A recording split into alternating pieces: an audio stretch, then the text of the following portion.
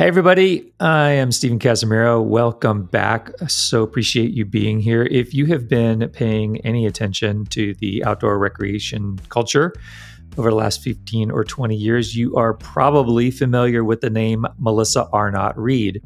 Melissa is a 6-time Mount Everest summiter. She is a mountain guide. She was part of the Eddie Bauer first ascent team that relaunched the brand with its hardcore roots in mind.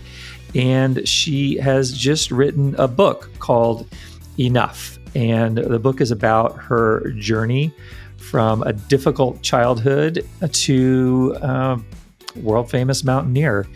And I've known Melissa for a long, long time, but I had no idea. As you'll discover as we go through our conversation, I had no idea about her full backstory, all the things that she's been through, the things she's done to herself, and the path that she has taken to find a place where she feels like she's enough. So over 2 days, we had a lengthy conversation. Today is the first episode of 2, and we'll jump in now. All right, everybody.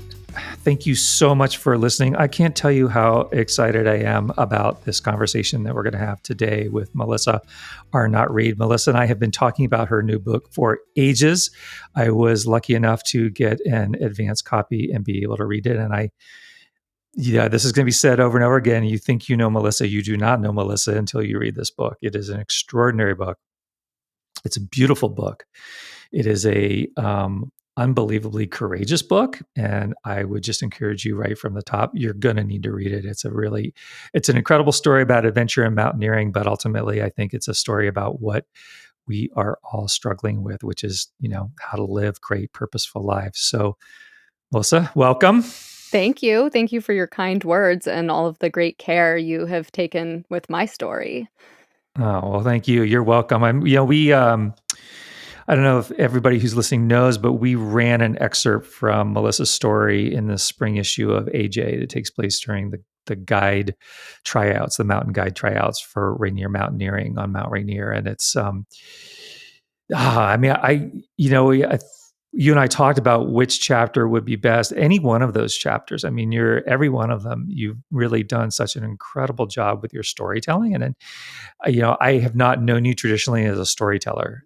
Yeah, I mean, I think any mountain guide is probably innately a pretty good storyteller.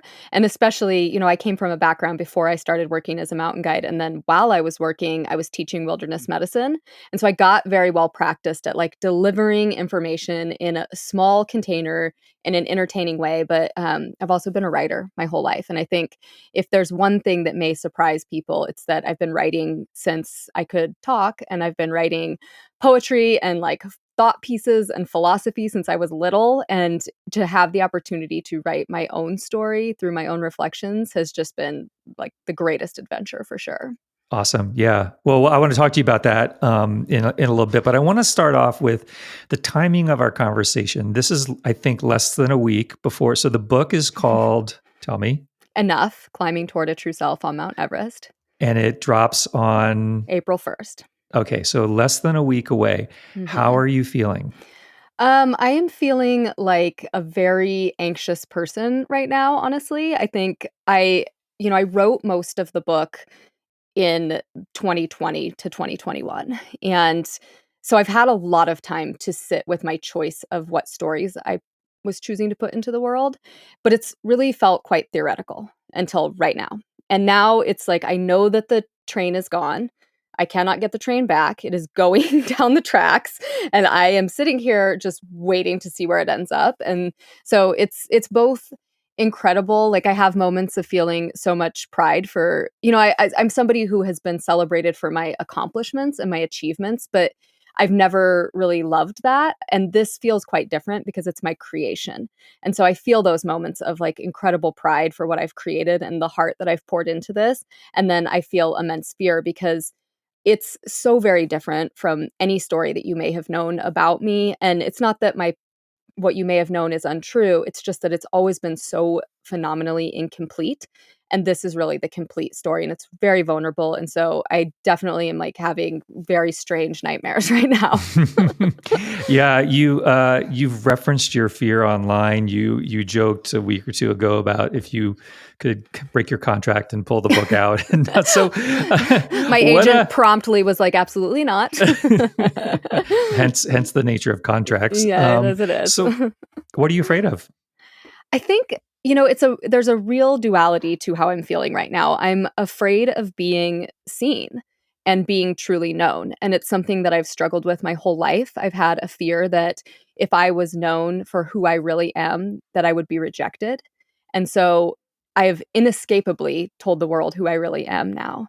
And I have this opportunity to find out that I'm not going to be rejected. I believe that. But I have this incredible, really long-standing fear that I will be. And I think maybe we all can relate to that on some point, no matter who you are. It feels so scary to have, it's not specifically all my secrets, but it is some really, both the good, bad, and ugly of what has made me who I am and what has allowed me to achieve the things I have. So I think that's like really fundamentally the fear is that Right. that fear of rejection and judgment, and also just like a very superficial fear of how wildly mean the internet can be, especially to women. I've experienced it in my life, especially when I became a mother. Like the critiques and criticisms that I got towards my choices were very jarring. And so, I'm a sensitive person. I wish that I wasn't, but I'm a sensitive person, and that stuff impacts me for sure. Right. So let's just elaborate on what I mentioned in the intro about your CV. So you have summited Everest 6 times. Is that Six correct? times, yep. 6 times. Give us a little thumbnail of like if you're sitting next to somebody on a plane, this is what your little Wikipedia entry says. Oh no, if I'm sitting next to someone on a plane, I tell them I work at Starbucks. And when Okay. they're like, "Oh, I love the coffee," I say I work in the office. So that's how I get out of that. But yeah, so I've been working as a professional mountain guide for almost 20 years. Started out working on Mount Rainier and pretty quickly started guiding internationally and then working on Everest. And I worked for 9 consecutive seasons on Everest, both pursuing my own personal goal to try to climb without supplemental oxygen and then also guiding clients in the other seasons. And I still work year round as a mountain guide. I do kind of a variety of different types of climbing. I have not been back to Everest since 2016 when I successfully climbed without the use of supplemental oxygen. My life has taken a different turn in many ways, and the mountain has taken a different turn in many ways. So I'm taking a break from that right now. But yeah. So did anybody, any publishers or anybody talk to you about doing a climbing memoir before you sat down in kind of post-COVID era to start on this? Yes. So in 2009, after my second summit of of Everest, when I was working on Rainier, I was working with Peter Whitaker and Ed Viesters, and I got an offer from a publisher saying, like, you're this American woman, you have 2 summits of Everest, you're a very young, photogenic mountain guide. Like, let's write your story, let's tell it. And they sort of pitched me and said, like, well, use a ghostwriter and we can make this adventure story and blah, blah, blah. And I, of course, like the attention felt nice and validating, like, oh, I'm special. Somebody wants to hear my story. But I had this really intense internal feeling of, it's not right now. This is not, I only get one chance to tell my story the first time.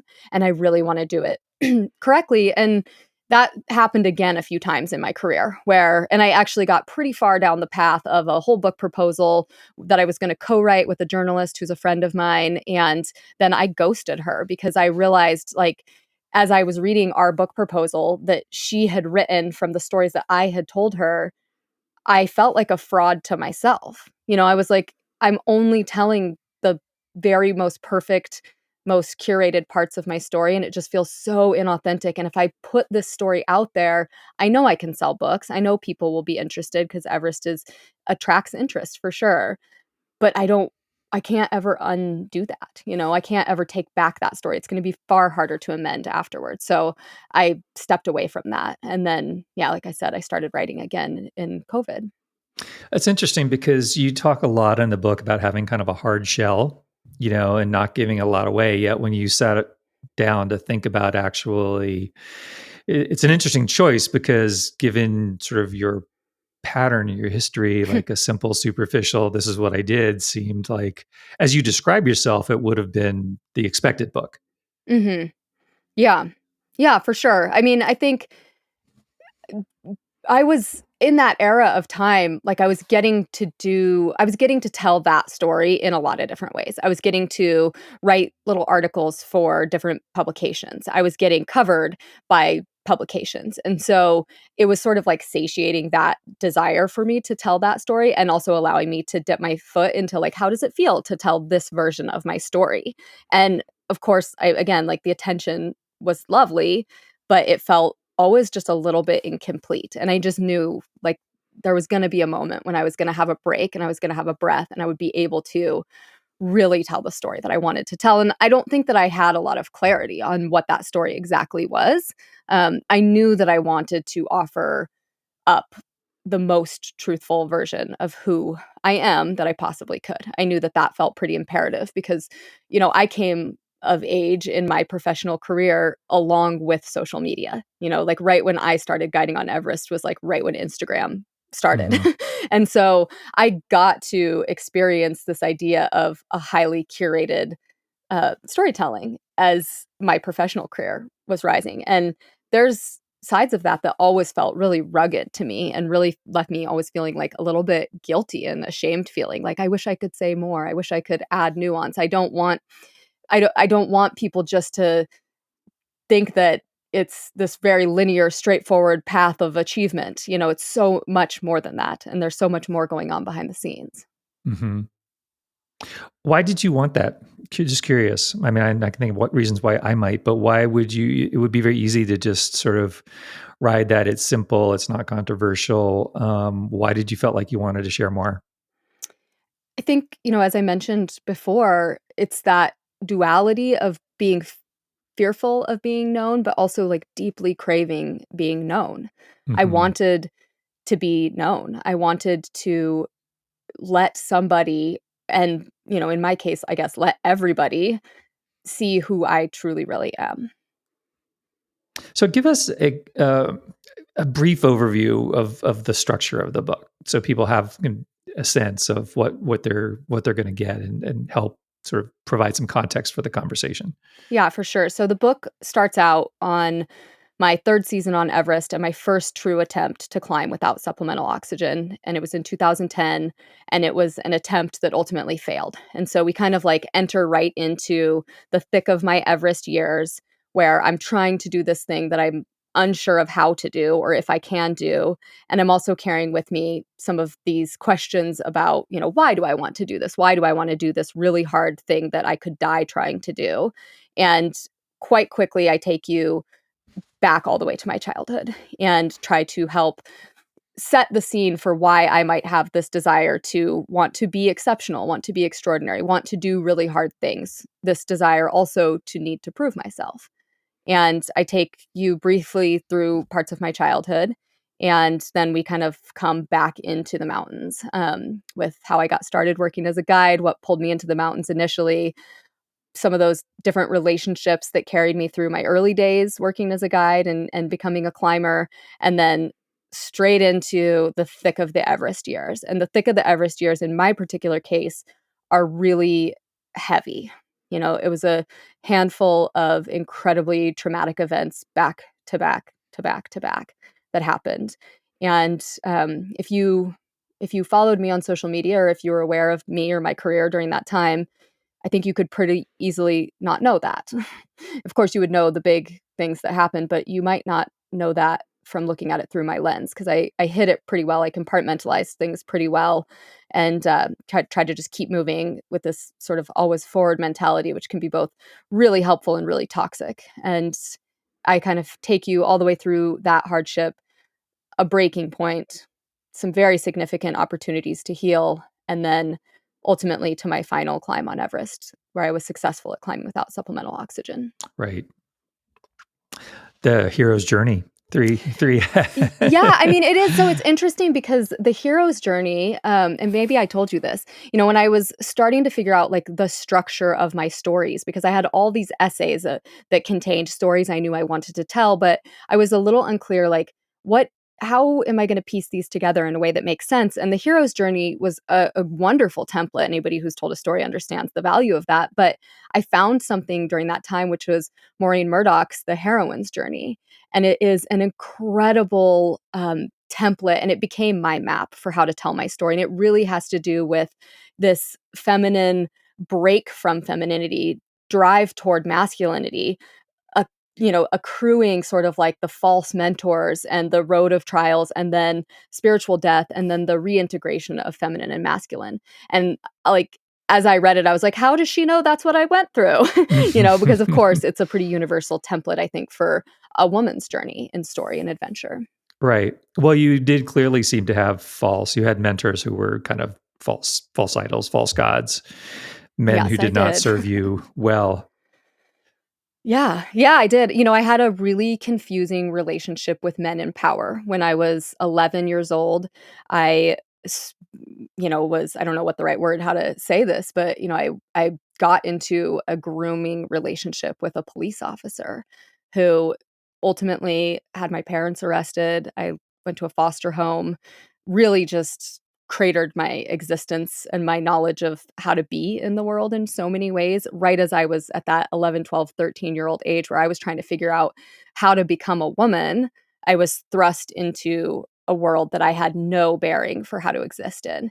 And the wounds that I carried from that experience, I reinflicted on others quite regularly through my young adult life because I really did not understand how to interact with men, men in power, power in general. I had a really confusing understanding of that. It was that part of the book, which is, I think, chapter 2 or chapter 3. It's early on Yeah. that I just well, first off, my stomach just dropped out when I read about him touching you and where this was going, and it was just, I mean, I just felt sick to my stomach for you, and I did find myself thinking throughout the whole book of the impact that this guy had on your relationship with people, with men, and a couple of things. He just some numbers here. You were 11 and he was 26. I mean, that right there is just shocking. And also, at the time when you first established your relationship with him, he was on his fourth marriage and he was getting divorced. So he's 26 and he's on his fourth marriage and he's hugging an 11-year-old girl in the Mhm. school library. Is that correct to put Yeah. it that way? Yeah, yeah. I mean, showering me with attention that I deeply, deeply wanted. And yeah, it's so confusing for me, even now looking back, because I have my journals from that time, and they're populated with the very cringy thoughts of an 11-year-old writing a journal where I am saying, repeatedly, just 100 times, like, I love this police officer. I love this police officer again and again. And the way an 11-year-old is just like infatuated. And then it's also populated with these questions about what is being expected of me. He's asking me to give him something that I don't even know I have yet at that Hmm. age. Hmm. And it just created so much confusion. And, you know, I go into length of about what exactly happened, but my parents were arrested. I was taken away from their home, and simultaneously, he disappeared from my life. This police officer did, and I later found out that he was in a relationship with a high school student who was pregnant with his baby, and so he sort of had to, like, end his relationship with me because of circumstance. And so simultaneous to having these really confusing ideas around power, relationships with men, I was being really confronted with the idea of rejection when I didn't even know, like, I hadn't had a boyfriend ever, Well, and he like the promised that you guys were going to live together. He was going to take you away. He was going to save you, right? So this yeah. wasn't just like your fantasies about a savior or a charming prince. This guy was promising you, and just to note, like your childhood, your family relationship, especially with your mother, not good. There's you tell of how they put a lock on the outside of your bedroom door, and they would lock you in when they would go out, and they would leave you in your room, locked in Mhm. your room. And you said you were self-described wild child, but I don't care how wild you are. Like that's just right. Yeah, I mean, especially because I have a 6-year-old daughter now who is full of energy and zest, and I just imagine, like, if I had I can say with great certainty that I wasn't a bad kid, I wasn't born bad, I wasn't even naughty, I was actually, like, fairly compliant, if nothing, my greatest flaw was probably being very, very curious. I was very curious and very inquisitive, and pretty mature for my age, and that ended up harming me as well. Even to this day, my parents will talk about that time when I was 11 and there was a 26-year-old man who was, in an abusive relationship with me, and my parents will say, like, "But you were so much older than 11." And it's like, fundamentally I was not. And any maturity I had came from the fact that I was fighting to survive and fighting to feel like I belonged from the very first memories that I have. And my parents aren't the worst parents. I didn't suffer the worst abuse, but there's some pretty major flaws in my childhood and huge challenges, and especially with my mother. And so when you really look at this from a bird's eye view, I can say I was born into my family of origin with a very complicated relationship with the feminine power in my life. So my mother, I had a very awkwardly competitive relationship with her, where she sort of was always wanting me to be perfect but never take anything away from her. And I couldn't. There was no ability. I couldn't have been perfect. There was nothing I could have ever done that would have worked. And so a really confusing relationship with power again and control. And then one of my most formative first relationships with a man was this abusive relationship with a predatory adult. And, somewhere in between that is my father, who is this incredibly loving character in both my life and the book. And he's just sort of like caught in between. And I've come to have a tremendous amount of empathy for, how we tend to choose comfort over facing the really hard things. And I know that's been a huge part of his life, was trying to choose the path of what seemed like the least resistance. But, for me, it created quite a lot of resistance. Right. Right. Yeah. The ripple effects from that stuck with Mhm. you. So, so you leave home. You've got I think an old Forerunner, something like Yep. that. Yep. You're living in Montana. So give us a little bit of, so this is the context for the beginning of the climbing career. And I think we can probably come back to that because you come back to that pretty quickly. You talk a lot about this dynamic and how you've been, or molded or responded to the effects of your life. And that's one of the things that I think is so valuable about this book is, I mean, there's a million climbing books, right? I mean, climbing Mhm. is interesting up to a point. What's really interesting is the human dynamic. And you are ruthlessly honest about what you're going through and how you treat people. So, how did you get connected to climbing? How did you fall? What is it that you loved about it right away that drew you in? Yeah, I mean, so I left my parents' home before I was 18, and I really was on this mission to try to find a place where I felt some sense of belonging. But I also was like 17, and I didn't know that that's exactly what I was seeking. And so I was moving through the world, sort of like seeing people I thought were interesting or cool, and then trying to attach myself to them and sort of absorb their life as much as I could. And most of those were relationships with men and boyfriends that I would sort of just like become whoever they were, whatever they were really interested in. That's what I would become interested in. I had a boyfriend who was in business school, and so I followed him to Iowa, and I was like, I'm going to go to business school in Iowa. That's what I'm going to do, and that's who I'm going to be. And then I got distracted by somebody else who was telling me about climbing and climbing mountains, and that was sort of the first time that the concept of going into nature and climbing mountains as an activity that maybe I could do was introduced to me.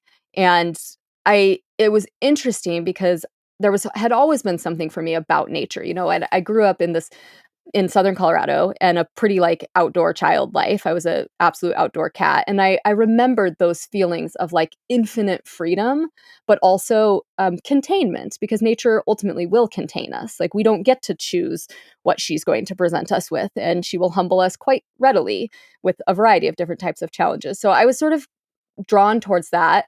I came back to Montana from Iowa, and I found a boyfriend who was super into climbing and had been, he'd grown up in Montana with a really outdoorsy family. And he was so cool. And I really just wanted to be as cool as him. And I promised myself that I would try to do things that made me uncomfortable because part of my, personality from the way that I grew up was that I was really afraid of criticism. So if I was going to put myself into a new situation, I would go to great lengths to try to learn everything I could before I would go into the situation. And this is like an absolute labor pre easy internet time, like pre smartphone. I couldn't just like open Google and ask like how to climb. I had to like go to the library and figure out all the things and study the pictures of people in, I just remember this like North Face advertisement that I saw and I was like, okay, I can look like one of them. And that was how I sort of like modeled myself. But we went on this hike. It was just a hike outside of Glacier National Park on a peak called the Great Northern, which was relatively close to where I'd actually gone to high school, relatively close to where my parents lived at that time. And we did this very strenuous hike to a real summit. And it was such a profound experience for me because I had always been pretty athletic, but never competitive. I like to challenge myself. I like to use my body and feel that like internal sense of accomplishment. And I think that sense of agency over like, I can do what I decide to do. And I really felt that in the mountains. And so it opened this idea to me, like, what if I became a mountain person? But I didn't know what that would even look like. Like I had no way to access how I could possibly make that into some sort of a life. But that is how it started, was just that one simple outing. And I really just wanted to absorb the life of the person who I was with. Yeah. So you have this role model, but also, I mean, mountains are amazing. Like the mountain life is a really attractive life, and I think it's a very self-empowering kind of thing, Hmm. And I think if you dedicate yourself to the mountains, it's almost like a lifelong apprenticeship, right? There's always more to learn, but along the way, you get these skills, you get a mountain sense, you get a snow sense, and the feeling that you get of I don't know, competence, I guess, Hmm. is kind of unrivaled, I think. Yeah, and such incredible independence because sort of like no, and I've said this in my later years around Everest because there's so much armchair commentary on like who does and doesn't deserve to go to Everest or climb Everest, or whether somebody did it in a certain way or not. And my baseline feeling is that even if you do it in the easiest way possible, the most assisted way possible, it's still quite hard and you still have to do it. And that was a basic truth that I got to experience. And it was also very black and white, right? Like there's a point that is the top that you go to. And I mean, in the big picture of life now, I think that's one of the very silliest things about what I do. I'm like, I walk up to a spot and then I turn around and I walk back down. And like, that is what I do with my life. And if there's some like giant who I like live in a little globe and I'm his pet, he like watches me and he's like, she's doing that thing again where she walks back and forth up and down the same spot. And it must look so confusing. There's this land art. The name of the artist escapes me at the moment. It's somewhere in Utah, of course. And I think it was in the 70s, he did this and it was just a straight line. He just walked back and forth. And now like his footprints are in this stretch of desert, just Yeah. going That's me back and and like forth. Mount Rainier for sure. Like my Yeah. footsteps are It's just like just stuck tilted there. is all. So Yeah. so Rainier was, that was profoundly impactful. Your connection and your relationship to Rainier, and as I mentioned earlier, the chapter that we ran was about going through Hmm. the guide training. And one of the things that I liked about this chapter is that some of the tensions in the book are kind of you sort of versus family, you versus yourself, you versus mountains, but also kind of you versus men in your Hmm. relationship with men. And you really see that coming into place. There's so many layers of Melissa and men in the guide tryouts, from the men that you're competing with for a slot to, as you call them, the mountain gods that are the guides. So set that scene for us. Tell us a little bit about like that, and about your relationship with men and with women in the competitives, because it's a key to how you approach Mhm. the tryouts, right? Yeah, and I mean, I think even a little broader as well, so after I got this first experience going to the summit of a mountain, I quickly, realized that this very cool guy who had shown me that I could go to a summit, like, his ability to take me further was a little limited. And so I shed him and I met somebody else who was an actual mountain guide and guiding technical big mountain terrain. And that is what I wanted. And so I started a relationship with that person. And that is ultimately how I got introduced to even the possibility of working as a professional guide. I didn't know that to be a job that you could do. And I certainly didn't know that Rainier was this mecca for like the profession of mountain guiding in the United States. But I got introduced to that via a boyfriend called Noah in the book. And I really lay out this idea that I both wanted to have a partner, but I also like more wanted what that partner had. And so you're seeing this crack already very early for me of my confusing relationship with like men, power, what they have, and me wanting it, and me trying to leverage the only thing I think is of value, which is like myself, my body. And so I'm in this relationship and I want to be him. I want his job. I want the respect he's getting. And I'm going to stay with him, even though I'm not sure that this is like my person. And so that is really tough, and I sort of lay out that, I mean, I say it's tough now because it's stuff I'm really not proud of. It's not I don't say it shamelessly, like, "Oh, look at this thing I did." I say it, like, pretty shamefully, like, I was leveraging the relationships that I had to get what the people had. Yeah, I want to ask you about that. I don't want to divert the Yeah. narrative here, but I've been wanting to ask you about that because you're very hard on yourself in the book, and you're very um, stark in your self assessment of basically using people, Mhm. using men, and I found myself wondering, um, how is that different from what so many of us do as we're kind of moving through the world, especially when we're younger? And of course, your dialogue is internal. Nobody knows exactly what you're feeling Mhm. except for you. So I could trust you on what you say. But I did, I found Kevin Fedarko. I don't know if you've read Kevin's book, A Walk in the Park, but he's so ruthless about himself in this walk. And I'm like, Kevin, you're too hard on yourself. That's not the guy you're describing. You're a much better person than I don't know if this is just a Yeah. narrative thing or whatever. And so I just found myself wondering about that. If you feel like that is really a true representation of yourself, or if you're being, overly hard on yourself as you talk about yourself as, almost opportunistic. Yeah, I mean, I think it's what I'm trying to share with those stories because, this initial relationship that brings me to Rainier is only one of them. It really persists. It persists quite a lot in the other relationships that I get into where, yeah, the idea is I feel like I'm using the person. And for me, the part of it that always felt uncomfortable was when I knew that that's what I was doing, right? So I wasn't being accidentally opportunistic. It was conscious opportunism, I guess, where I realized like I don't want to be with this person, but I want what they have access to, so I'm willing to do that. And I think I was pretty tender to that idea of using somebody else because my origin relationship with a man had been one of being used.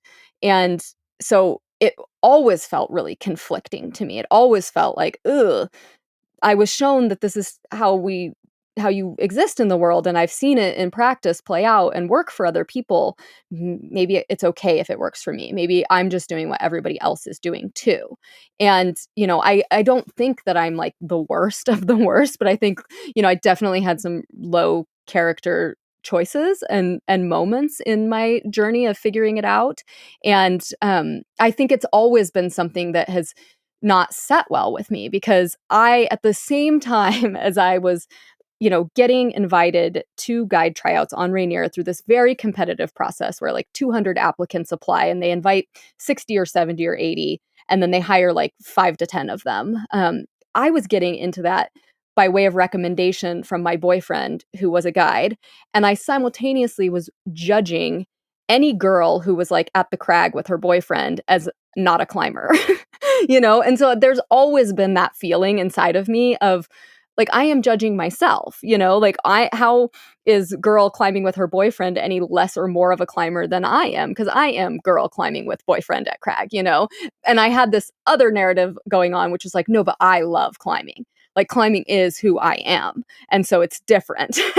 and feeling some like weird feelings of guilt around that. And yeah, and then I think, which we talked about a little bit before, like I grew up in this relationship with my mom where I had this like really competitive structure between women. So I learned really subliminally early on that like women are not your friends, women are not there to care for you, women are not your team. Like I didn't have a girl gang growing up. I had a very, I don't talk about it at length in the book. I sort of allude to it, but I had a very rugged experience in high school. I moved to a new high school in 8th grade, and that's a very brutal time for a girl to enter a new school. And I particularly had like the very coolest girl in the school had it out for me for some reason, and she made it her life mission to make my life as hard as possible. And she had a really good pulse on how to do that because she could impact me in ways that enraged my parents, who were already pretty enraged at me. And so it just created this like reinforcement that women are not my friend. and then anytime I saw a woman who I admired, what I noticed about her was that she stood alone, that she was exceptional, she was unique, she was different. And so that meant there was only one of her. And so if I wanted to be her, I absolutely couldn't have allyship with other women. I had to get there alone. And I, in fact, had to like push the other women down and away. And also feel pretty uncomfortable with that. I was so young when I went to guide tryouts. I was 21 years old. I was just trying to figure out like who I was in the world. I was also lying about my age for like a very long time, basically from when I left my parents' home prior to being 18, because it was very inconvenient to not be 18 and be living on your own. And I had an older boyfriend. And then I sort of carried that with me. And when I started guiding, like we have this joke that I was 24 for like 9 years because I was just like, what's the age that's an okay age for me to be experienced enough to be your mountain guide? Because I already am in a container that's pretty incredulous. I'm a 5'3", I weigh 120 pounds. I'm like fairly feminine looking, and people would show up and be told I was their mountain guide. And that I got a lot of confusing responses to that. And so I both liked it and hated it, right? Like it was great to be seen as not the normal container because I knew I could prove to them, I could really impress people because I would show them my strength. I would show them my technical skills and they would be like, wow, that's not what I expected from little old her. And then also I resented it, right? Like I really wanted the innate respect that my male peers who were older, who were men, who were bigger had. And so I was struggling with like how to get that. And then also, as you mentioned, the power structure of my bosses, the people who would hire me to work as a mountain guide, the thing that I was leveraging was my uniqueness, my femininity, my quick ability to understand that you need praise and adoration and I can make you feel really, really good. And you're going to want to keep me near you. And that I also felt not great about, like I knew that I was playing into this sort of like trope and this terrible, terrible dynamic where I was trying to, I think on my best belief system was that I was in control, so like I'm willingly entering into this flirtatious relationship with my boss, but I know what I'm doing. And I know that I'm not going to let it go beyond just him being intrigued enough with me to want to keep me around. And then once he decides he wants to keep me around, I'm going to bust my ass. I'm going to work so hard. I'm going to be the best person at the job I'm asked to do that it's going to be impossible for him to not have me around. And it won't matter. I won't be required to give more. And that is an absolutely fatal line to walk, like the ability for that to not work in my favor was just, the prevailing story for sure. So you're talking about flirtation on guide training day or after you got invited to be a guide? I mean, I think I just kind of allude to my knowledge that like I'm being noticed, and I'm not Okay. being noticed for my technical skill set, Right. or I'm not being noticed because of like some specific thing that's on my resume. I'm being noticed because I'm cute and Because I you're the look total package, quote because unquote. because I'm the total package as what I was called. And my that boss just later told me like I would call a male that as well, and I like had to suppress my chuckle because I have never heard a man call another man the total package. Not to say that it can't happen, but I don't think he's Well, doing and it. certainly not your boss. I can't No. imagine him saying that about another No, I guy. can't at all. But knowing that I'm like getting this attention for that, and then trying to decide how to leverage that attention that I'm getting and hold it and utilize it. And just such a confusing Oh, dude. I mean, way to the thing start that struck life. me, one of the things that struck me, first off, the mountain culture, there's such a pecking order, right? I mean, especially when you start to get into the ego world of guides and wannabe Hmm. guides and then there's the clients and, the interpersonal dynamic is incredible. What's going on there? Like, I don't know if Yeah. anybody at a university, an academic, has ever studied it, but it would be fascinating to spend the Yeah. summer on Rainier looking at the interpersonal dynamic of all of Hmm. those, like the lead guides, the subordinate guides, the tail gunners, everybody. It would be Yeah. amazing. And you're trying to navigate that, and you're very young. And one of the things that struck me is how much you talk about pushing women away. You also were fending off men to some extent. And one Hmm. of the real men do not come off, you're hard on yourself, but men do not come off well in this book. There's a Hmm. lot of cringy stuff. And I know that you've mentioned that you pulled a lot of punches, I'm sure. And there's so Hmm. much that you didn't mention. I mean, it just really made me feel gross because I get the sense that like anytime you walk into a room and there's men, like it's just not a simple dynamic of one human to another. Hmm. And it's naive, I suppose, to expect that it would be, but like it is the backdrop for practically, it seems like every interaction that you have, and Yeah. you're constantly aware of it. Like, can you ever relax in that world? No, and I've come to reflect on it so much that I wanted so deeply to belong, and yet I chose to go into an environment where I was least like everybody else around me. And then I also coveted that uniqueness, that exceptionalness, that I loved getting that side of the attention, but I was also confused about how to interact with that type of attention. I had a really terrible, toxic background of how to interact with that type of attention. And so there was never any ease at all, and I really felt so alone in that until very serendipitously in my first year guiding. I I this is like dating the time of the era that we're in. It's 2005, and I had to do a climb with the boyfriend that brought me to Rainier, who I broke up with right before I got hired to work there. The guide And boyfriend, the not guide the boyfriend. pre-boyfriend, not the pre-guide boyfriend. Not the pre-guide boyfriend, broke up with him too. So Um, Noah, we're talking about yeah, Noah. so Noah, yep. So I broke up with Noah. He was devastated, and I had to guide a trip with him on Rainier where I was his assistant guide, and I was internally panicking about how this was going to go. And so I rented an iPod from the warehouse manager because I just needed like a way to not have to hang out in the tent during tent hours with Noah and have to confront the terribleness of how I had ended our relationship in a really, truly horrible way after he had given me access to everything that I had wanted, which was this job and this career and this space.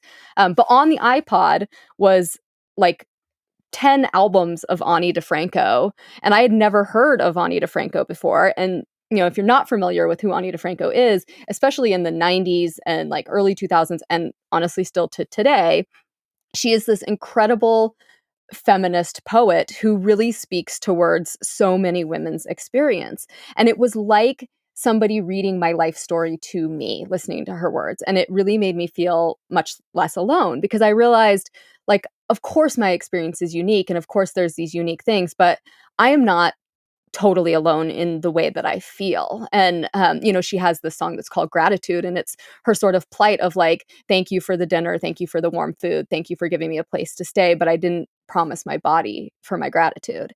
And I just remember hearing that and being like, oh my God, I have never felt so seen in my life.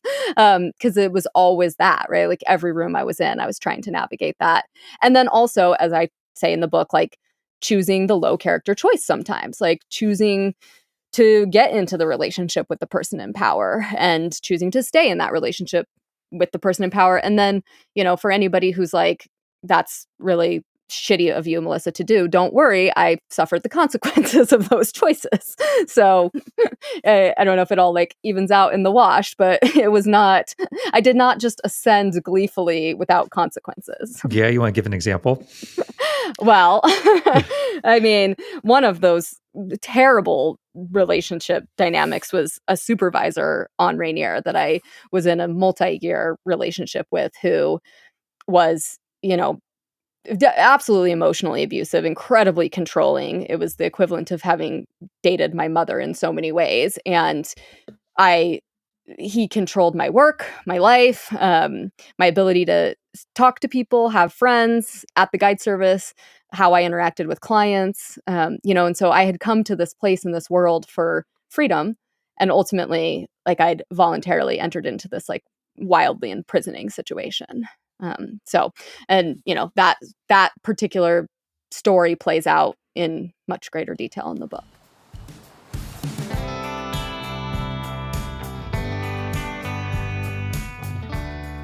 Okay, Melissa's book, Enough, is on sale. You can get it wherever you get books. You can follow her at melissaarnot.com and all the usual socials. She's pretty easy to find, as is Adventure Journal and as am I.